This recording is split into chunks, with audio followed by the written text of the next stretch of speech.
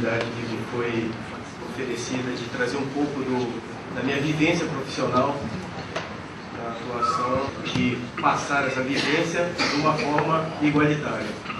Eu sou delegado de Polícia Federal há 5 anos, sou bacharel em Direito pela Universidade de Brasília, mestrando na PUC de São Paulo na área de processo penal, e meu tema de mestrado também está envolvido com a criminalidade cibernética. São as medidas. A oportunidade que me foi oferecida de trazer um pouco da minha vivência profissional na atuação, de passar essa vivência de uma forma igualitária.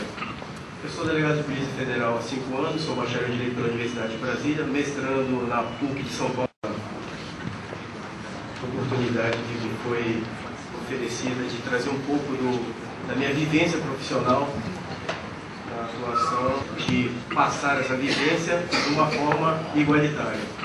Eu sou delegado de Polícia Federal há 5 anos, sou bacharel pela Universidade de Brasília, mestrando na PUC de São Paulo na área de processo penal, e meu tema de mestrado também está envolvido com a criminalidade cibernética. São as medidas cautelares específicas em crime cibernético, ou seja, algo que dê efetividade na persecução criminal.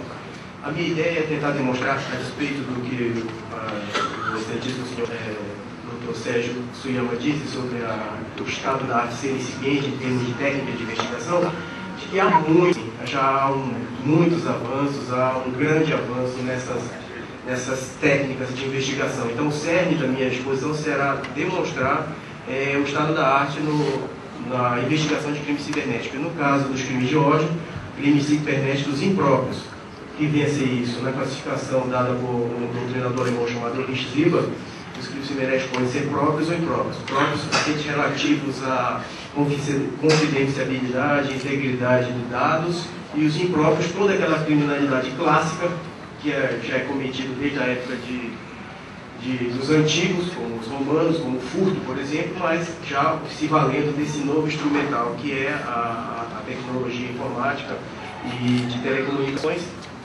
para a consecução do delito. Para poder contextualizar essa atual realidade do Departamento de Polícia Federal e de algumas polícias civis, e também da Interpol, que é um conjunto de polícias federais do mundo atuando de forma coordenada, eu tenho que fazer uma conceituação, o que vem a ser o objeto da exposição. Vou fazer também um apanhado histórico, bem singelo, só para contextualizar, né?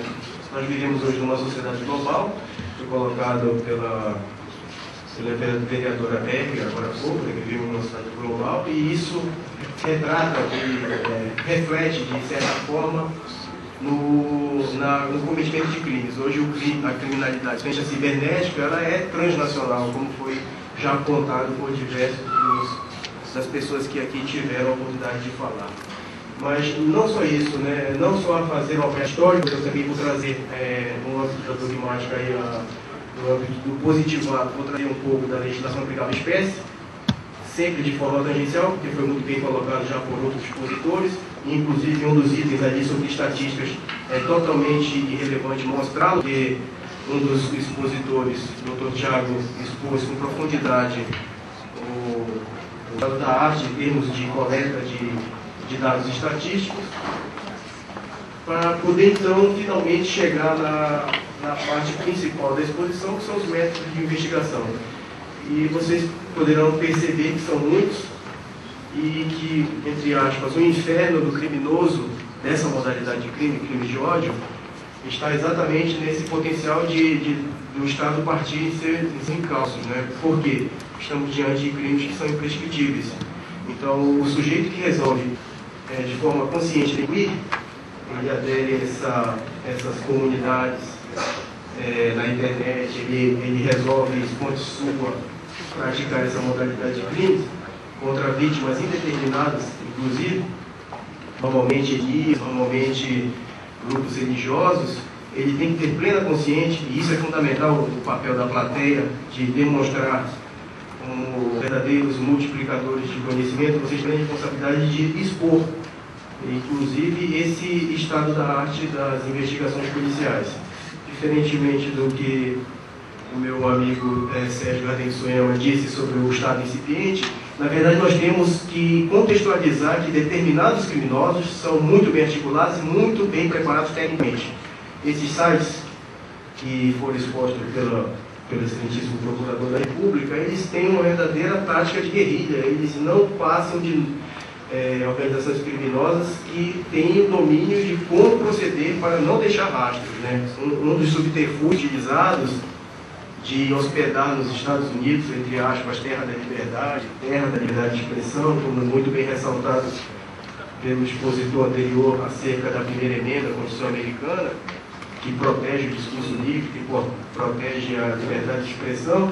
Esse subterfúgio de ter utilizado a utilização de provedores de acesso de serviços da internet naquele estado já demonstra o nível, a capacidade intelectual do núcleo duro dessa organização criminosa.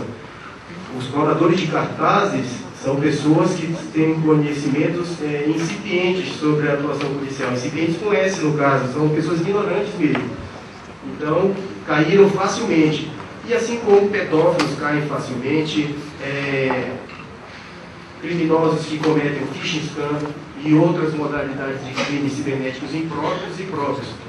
Existem criminosos e criminosos. Uma juíza federal lançou numa sentença a respeito de um cidadão que estava alardeando que iria matar todo mundo no Orkut, que, abre aspas, malandro é malandro, bandido é bandido, otário é otário. Então, há criminosos e criminosos. No Brasil, por exemplo, grupos de defacement nunca foram condenados.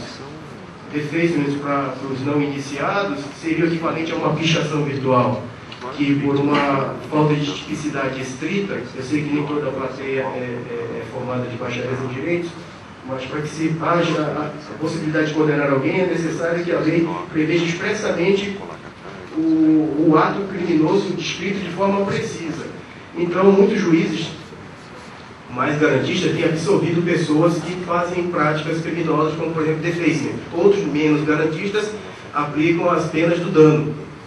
Interessante pensar, né, que defacement, o sujeito invade um site do TRE, por exemplo, da segunda, faz uma pichação virtual e depois alardeia para a comunidade. O pessoal do suporte técnico, meia hora depois, já instalou o backup daqueles arquivos e a página está funcionando normalmente. Seria possível falar em dano, né, numa situação concreta como essa? Essas perversidades mostram que o direito vai a cavaleiro, vai muito lentamente avançando em relação à dinâmica da vida em sociedade. Então, respostas no âmbito legislativo demoram. Para os que não têm acompanhado esse desenvolvimento legislativo, projetos que tramitam na nossa Casa Legislativa Maior, o Congresso Nacional, já tramitam há 10 anos. Então, isso mostra que em 10 anos muita coisa mudou. Há 15 anos, para eu acessar a internet, só conseguiria em universidades de ponta e em ambientes militares, como ITA, IME, etc, etc. Como o doutor Sérgio comentou há pouco, há 12 anos apenas que nós temos a exploração comercial da internet. Então, há 15 anos eu tinha que anotar meu nome e procurar um laboratório da UFRJ, por exemplo, para acessar a internet. Hoje parece uma coisa tão presente nas nossas vidas. Mexer com poderosos como AT&T, por exemplo, gigante da telefonia internacional, com um programa de computador desenvolvido por um menino, que o criador do Skype hoje deve estar com 36 anos, mostra o quanto se avançou. Imaginar a telefonia internacional, o famoso DDI caríssimo, nossos parentes estavam no exterior a questão de uma década mais ou menos, e hoje em dia você poder falar com alguém que está na Ilha Vitória, em frente a Vancouver, e falar e ver a pessoa também por meio de webcams, né? E praticamente de graça, só pelo custo da estrutura do computador, do equipamento e do serviço de banda larga. Então, nós vivemos uma realidade global totalmente transformada, que nos obriga a repensar diversos valores, inclusive, como bem colocado por outros expositores, como o conceito de soberania, né? Soberania, Estado Nacional. Se todos os conceitos, paradigmas de direito penal clássico e paradigmas de direito constitucional, eles vão sendo totalmente repensados nessa figura do mundo globalizado.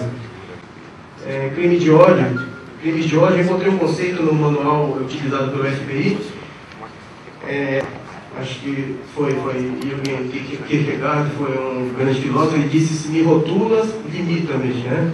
Então, conceituar alguma coisa, acaba correndo o risco de uma limitação, né? Mas eu vou trazer a si mesmo um conceito de crimes de ódio com o risco de estar limitando o Instituto, né? Crimes de ódio, segundo esse manual utilizado pelo FBI, crimes de ódio ou crimes motivados por preconceito são conceituados como aqueles delitos motivados por ódio contra um número indeterminado de vítimas, normalmente etnias, normalmente grupos religiosos, etc., baseado em raça. É um conceito totalmente equivocado e questionável do ponto de vista científico. É praticamente desculpe a palavra, uma balela se falar em conceitos de raça. Religião, orientação sexual, limitações físicas e mentais, etnia, um conceito muito mais consentâneo com conhecimento científico. Quem tem noção de antropologia sabe o que eu estou falando, é muito mais consentâneo falar etnia, ou nacionalidade. Enquanto esse conceito amplo ele pode fazer a identificação de um crime de ódio apresentar uma característica de ser muito simples de ser detectado, por outro lado, eles podem facilmente ser confundidos com uma forma de expressão. Então, em determinado momento da minha exposição, eu vou falar sobre esse caractere específico, que é a liberdade de expressão. Por quê? Porque a primeira coisa que o sujeito comete tá esses delitos repulsivos, que vão poupá-los de imagens, vão poupá-los de perpetuar o que essas pessoas que são cidadãos, né, que vivem em sociedade, e normalmente, e a gente percebe isso que a internet hoje em dia é mais regional do que nunca, um sujeito que divulga essa conduta de crime de ódio, ele está aqui no nosso país, ele só está se valendo de subterfúgios com termos PEGs, proxies, provedores de acesso à internet e outros petrechos eletrônicos que estão no estrangeiro para dificultar a atividade estatal, porque o termo é implacável, a perseguição poderia ser considerada como implacável, mas nós, agentes do Estado, que vivemos no Estado Social e Democrático de Direito, nós vamos obedecer todas as garantias negativas do cidadão. É fundamental que nós, operadores do direito e sociedade civil organizada, consigamos passar para a sociedade como um todo a suplantação dessa visão do Estado como Leviatã. O Estado como um Estado comedor de criancinhas, o Estado que faz mal ao cidadão. Porque é muito fácil observar, você pode pegar Ferraioli e outros grandes doutrinadores, a questão do garantismo penal. No Brasil se perpetuou um discurso do garantismo penal negativo.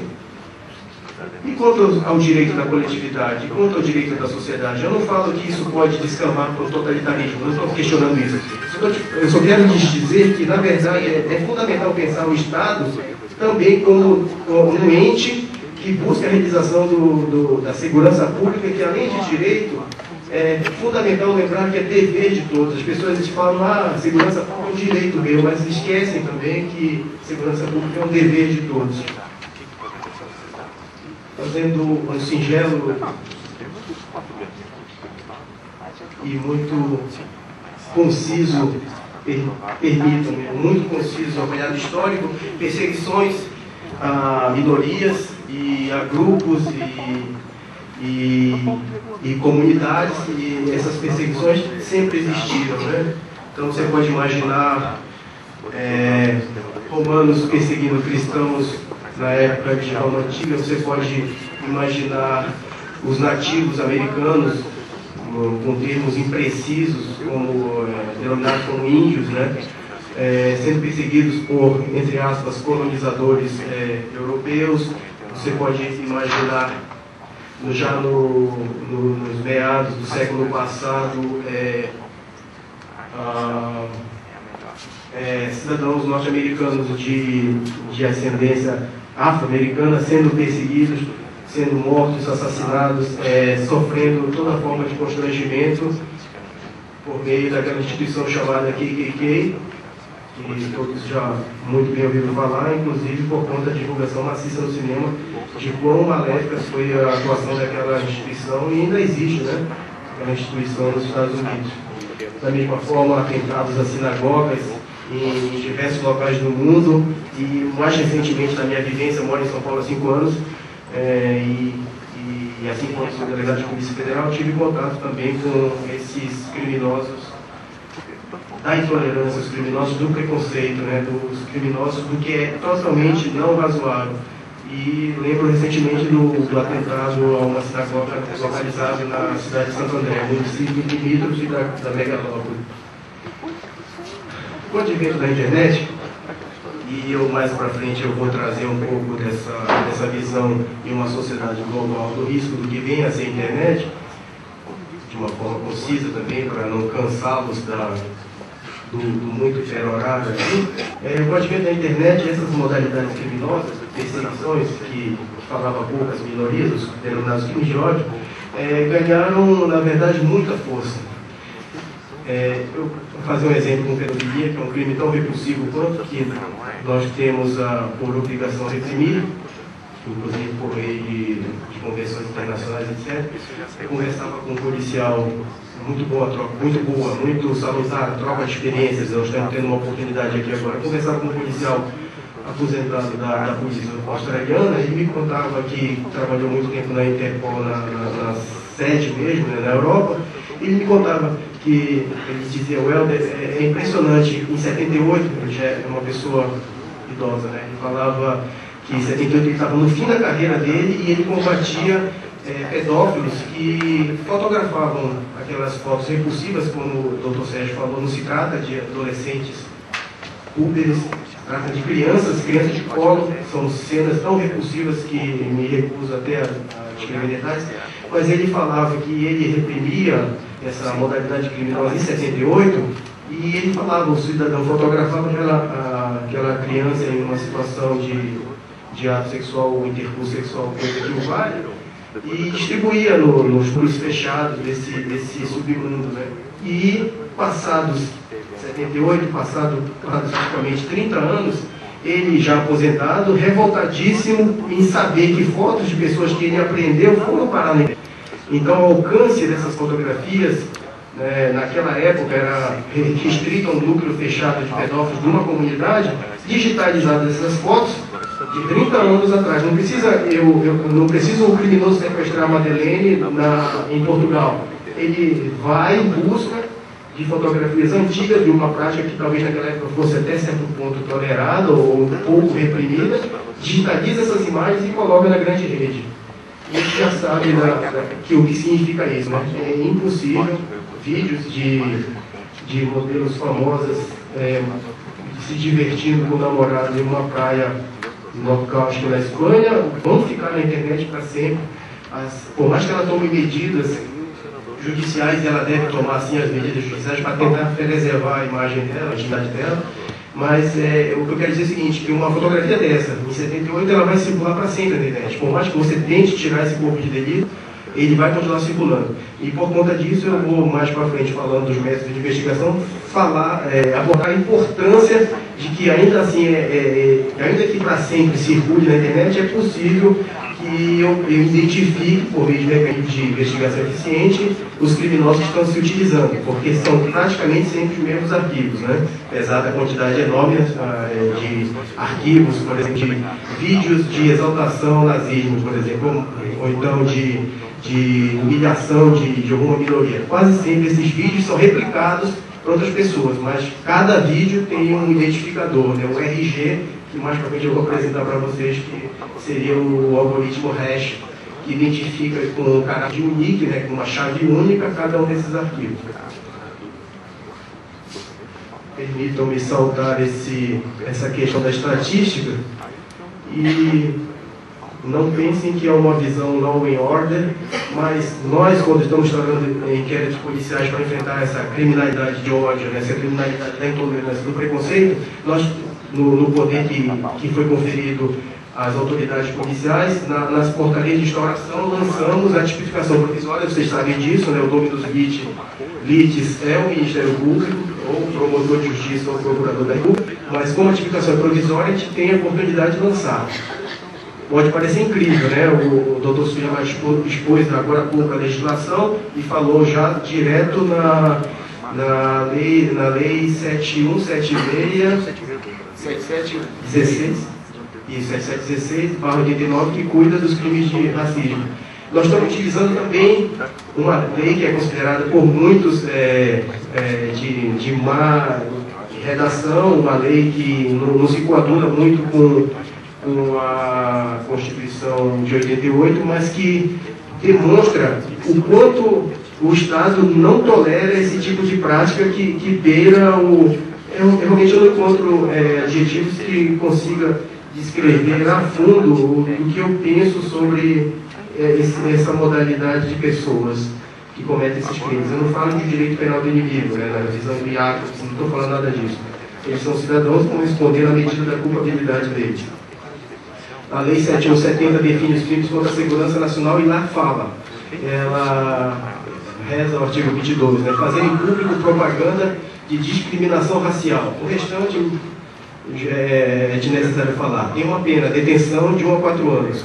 O 23, o artigo 23, ele fala que incitar a prática de qualquer dos crimes previstos nesta lei, reclusão de 1 a 4 anos. Então é bem possível que por meio da internet eu incite a prática do fazer em público a propaganda.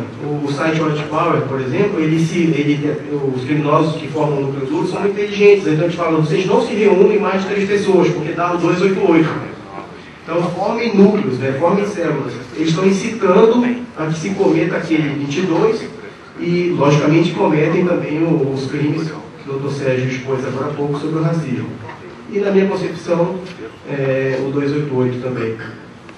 Então, ainda que possa parecer uma medida assodada, a tipificação provisória, lembrem sempre que o caráter, entre aspas, simbólico do direito penal, muitas vezes ele não é tão simbólico assim, existe a chamada prevenção geral. Então, o sujeito souber que o amiguinho dele, que se meteu a cometer um crime, que é imprescritível, ou seja, os delírios persecutórios desse criminoso, a não ser que ele seja um sujeito sociopata, que eu imagino que muitos são, os delírios persecutórios dele de imaginar que no encalço dele, em qualquer lugar do Brasil, o crime é de atribuição federal, em qualquer lugar do Brasil há policiais federais, né, que ele vai começar a sentir, na verdade, antes mesmo de um processo penal, então de uma sentença condenatória, o abraçá-lo. E o sistema prisional, nós bem sabemos o quadro caótico que espera um sujeito que vai pegar reclusão, sim, não é uma cesta básica, né?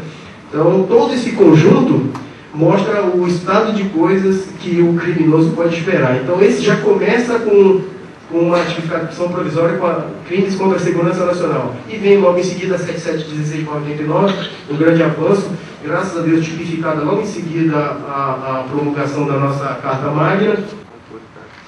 Além disso, logicamente, nosso Código Penal brasileiro prevê o 288, associarem-se mais de 3 pessoas em quadrilha ou bando para o fim de cometer crimes.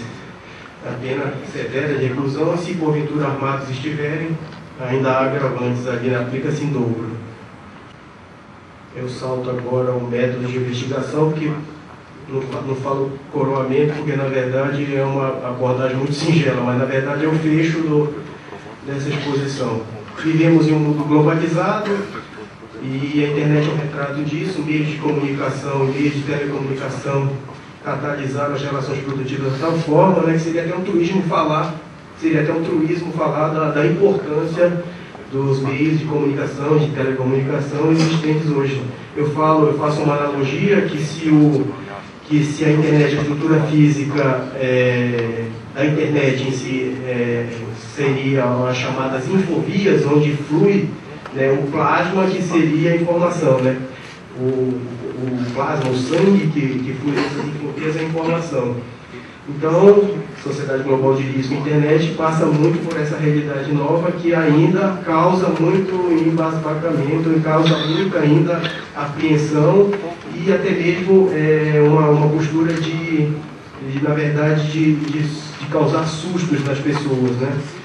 Quem vê o modelo de telefonia sendo questionado, quem vê o modelo de uma indústria fonográfica sendo completamente questionada, sabe muito bem o que eu estou querendo dizer, né?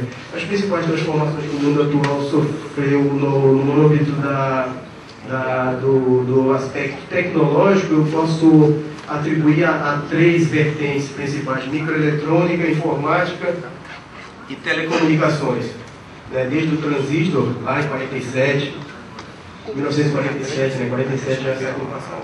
Desde 1947, o transistor, passando pelo processador e posteriormente o microprocessador, a famosa lei de Moore para os iniciados na área de informática, que fala que a cada um ano e meio, a cada 18 meses, pelo mesmo preço de um processador, você compra o dobro de capacidade de processamento, é um exemplo da dinâmica dos fatos, né?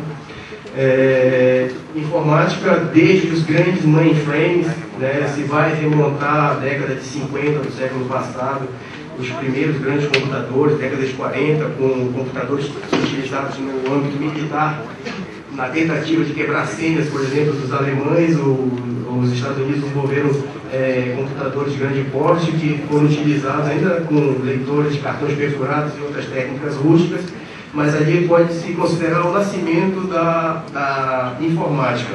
Só que o devir histórico veio trazendo avanços e mais avanços, principalmente por conta da microeletrônica, para uma microinformática. Então, de mainframes gigantescos, que no início se falava, acho que o presidente da IBM falava que não se comercializaria computadores nas casas das pessoas jamais. Acho que a mesma coisa falou o Ford sobre os veículos, que você pode escolher qualquer cor, desde que seja a cor de preta, né? Acho que foi isso que ele disse. Então a informática avançou de tal forma que hoje, além desse meu notebook, eu carrego numa valise mais 3 computadores, um telefone celular 3G, um computador, o meu Palm Top, o meu Palm, o PDA é um computador e assim sucessivamente. Ou seja, em tese eu posso carregar na minha mala o produto, a arma do século XXI, né? Porque assim como um veículo ele pode ser utilizado para matar, o computador também pode ser utilizado para cometimento de diversos crimes, não só para homicídio, que é possível. Pensem no exemplo já clássico em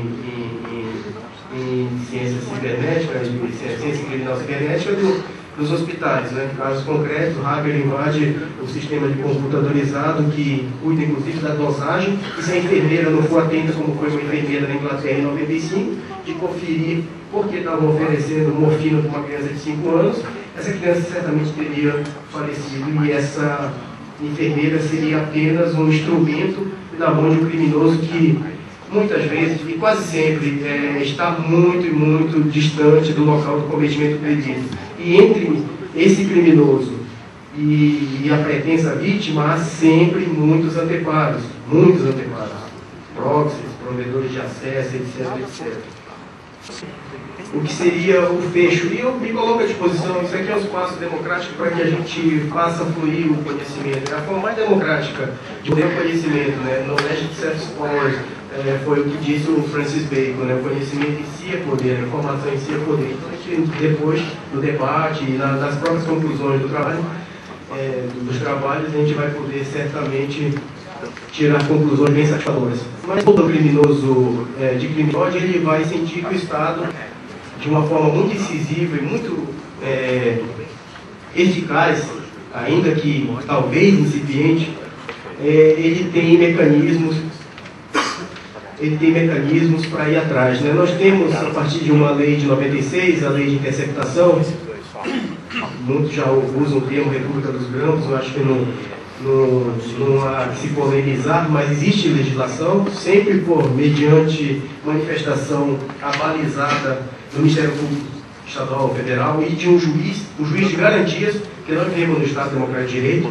O juiz vai decidir sobre diversas medidas, inclusive de natureza cautelar, que é um tema que agora mais me fascina. Eu venho estudando essa questão a fundo e humildemente tenho muito a ouvir de vocês também em relação à eficácia das cautelares.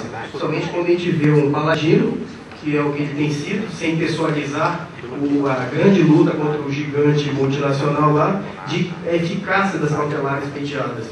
Ver Google Inc. dizendo, não, sinto muito, meu querido brasileiro, esses criminosos não ficam impunes.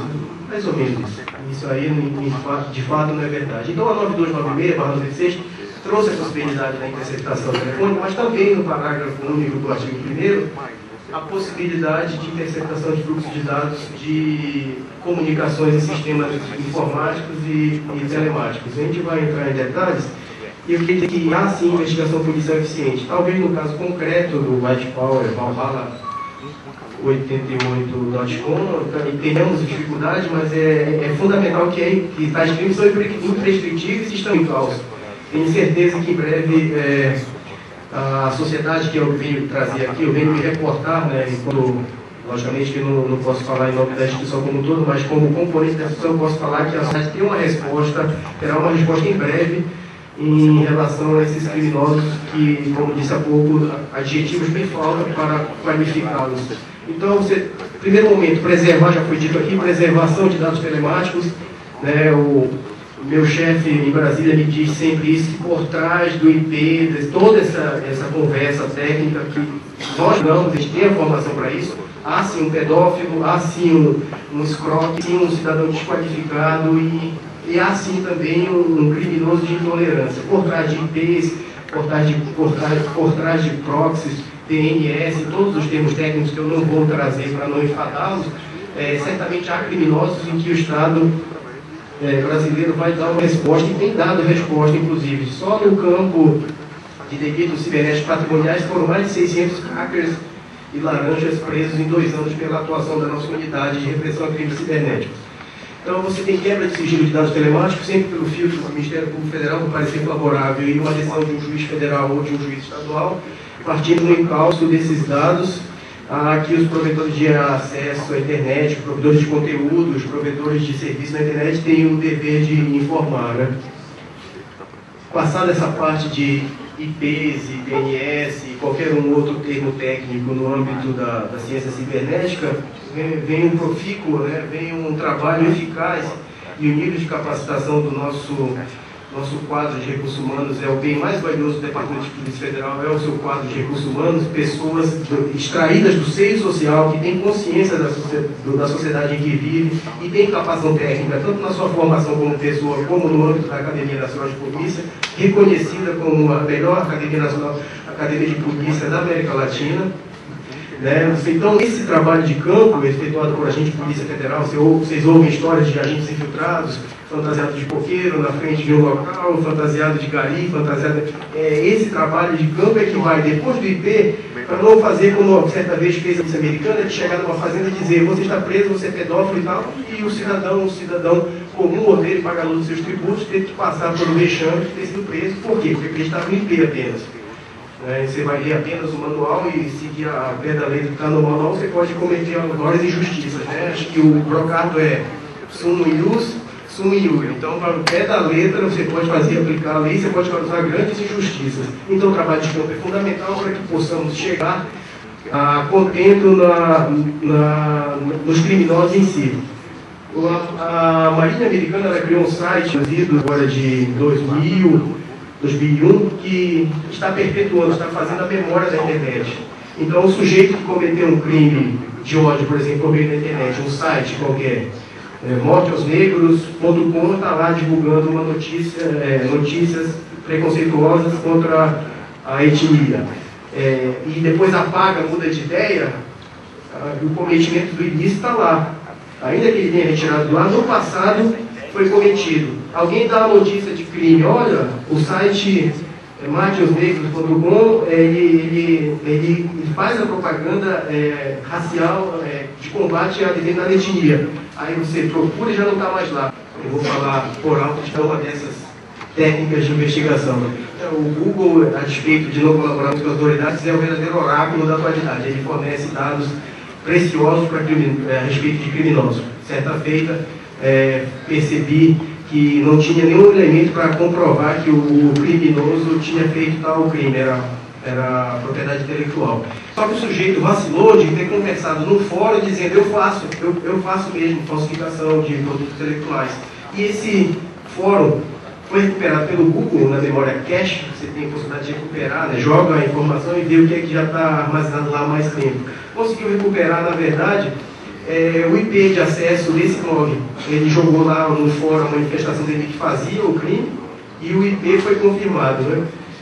Então, o Google tem a sua utilidade como um verdadeiro oráculo de busca de informações. Polícia é informação. É engraçado falar que polícia vive de informação e que hoje nós enfrentamos a realidade que o corpo de delito é informação. Esses crimes de ódio, acima de tudo, é informação, na forma de hipertexto. Seja imagem, seja som, seja a palavra mesmo digitada, né? A palavra exposta nos sítios eletrônicos. Então, polícia é informação, mas polícia está enfrentando um corpo de delito novo, na verdade, né? Que é a informação também. São mudanças de paradigmas que causam perplexidade tamanha que um juiz na Inglaterra disse: eu não compreendo essa construção teórica de hipertexto, o que você quer dizer? Me explica melhor.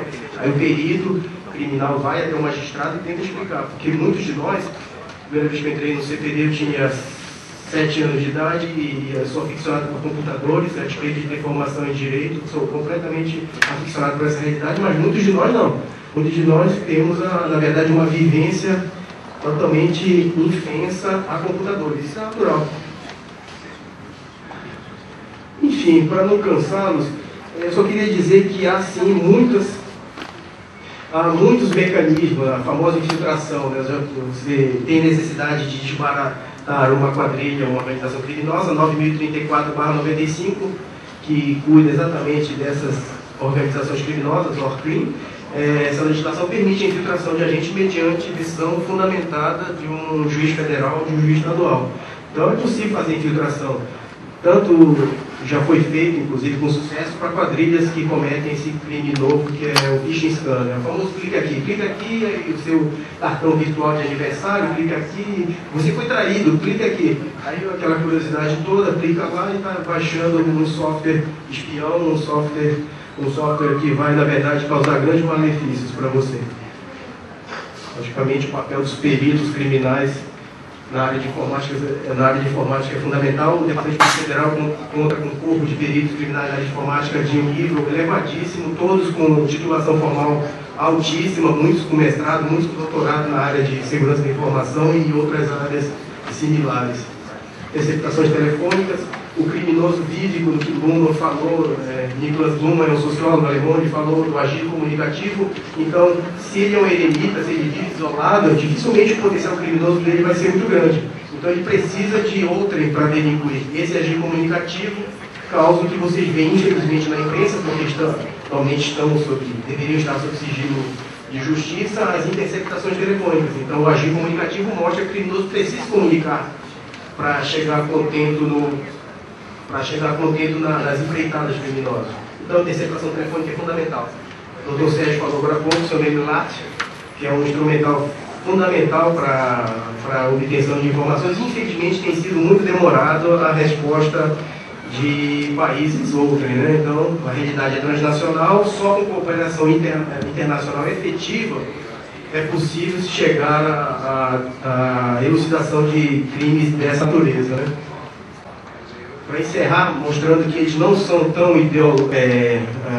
abraçam uma ideologia apenas, você tem nessa criminalidade de ódio na internet também a possibilidade do follow the money, que essa aí é regra básica em qualquer investigação policial. O sujeito começa com uma ideologia, aí ele já consegue congregar uma comunidade imensa e agora eu vou vender um broche, com uma suástica, vou vender um button com morte aos negros e aí vou conseguir retirar um din-din também, né? Vou retirar algum dinheiro com isso. E eles, com certeza, estão preparando o casafalso do enforcamento deles. Enforcamento simbólico, é claro que não há pena de morte no país, né? Eu encerro por aqui, eu não vou fazer conclusões, porque eu trabalho trabalho conjunto, eu estou aqui não na condição profissional hierárquica, na verdade, passar minha vivência profissional apenas, e contando com uma seleta plateia, certamente na oportunidade dos debates ou na troca de ideias em seguida, a gente com certeza vai fazer avançar o conhecimento. E, na verdade, estou aqui também para retribuir à sociedade o quanto ela em mim investiu. Eu sou oriundo de escola pública desde o início, e então toda vez que eu tenho a oportunidade de falar para a sociedade, eu estou, na verdade, tentando reportar à sociedade tudo que em mim foi investido. Então, eu acho que a sociedade agradece se a gente atuarmos como verdadeiros multiplicadores de conhecimento. Obrigado.